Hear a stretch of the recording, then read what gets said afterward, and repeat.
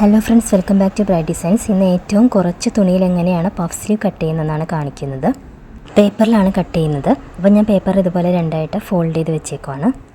സാധാരണ നമ്മൾ ആംറൗണ്ടിൻ്റെ പോർഷനിലാണ് പഫ് ഇട്ട് കൊടുക്കുന്നത്. പക്ഷേ ഇവിടെ നമ്മൾ സ്ലീവിൻ്റെ ലെങ്ത്ത് കൂട്ടിയാണ് ഇട്ട് കൊടുക്കുന്നത്. ആദ്യം ഞാൻ സ്ലീവിൻ്റെ ലെങ്ത്തിന് മുമ്പായിട്ട് നമ്മളൊരു പഫ് ഇട്ട് കൊടുക്കാനുള്ള ഒരു ലെങ്ത്ത് ഇവിടെ മാർക്ക് ചെയ്ത് കൊടുക്കും. ഞാനിവിടെ ഒരു 6 ഇഞ്ച് അതിന് വേണ്ടിയിട്ട് മാർക്ക് ചെയ്ത് കൊടുക്കുകയാണ്. അതിന് താഴേക്കാണ് നമ്മൾ സ്ലീവിൻ്റെ ലെങ്ത്ത് മാർക്ക് ചെയ്യേണ്ടത്. അപ്പോൾ മുകളിൽ നിന്ന് ആ ഒരു ലെങ്ത്ത് ഞാനിവിടെ മാർക്ക് ചെയ്ത് കൊടുത്തു. ഏകദേശം ഒരു 6 ഇഞ്ചാണ്. രണ്ട് സൈഡിലേക്ക് നമുക്ക് 6 ഇഞ്ച് ഓപ്പൺ ചെയ്യുമ്പോൾ കിട്ടും. ഇതിന് താഴേക്കാണ് സ്ലീവിൻ്റെ ലെങ്ത്ത് മാർക്ക് ചെയ്ത് കൊടുക്കുന്നത്.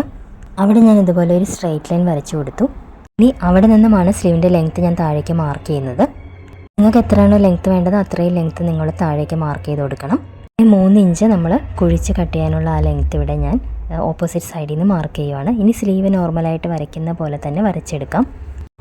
ഇനി ഇതുപോലെ നോർമൽ സ്ലീവ് വരയ്ക്കുന്ന പോലെ തന്നെ വരച്ചെടുക്കാം.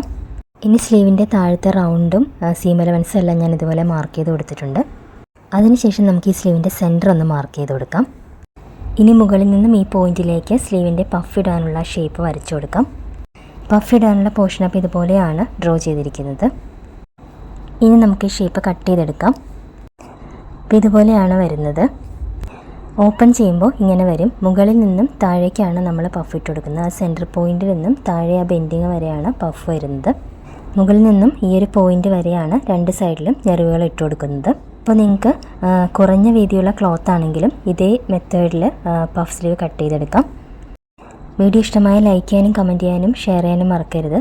പുതിയൊരു വീഡിയോയുമായിട്ട് കാണാം. Thank you for watching.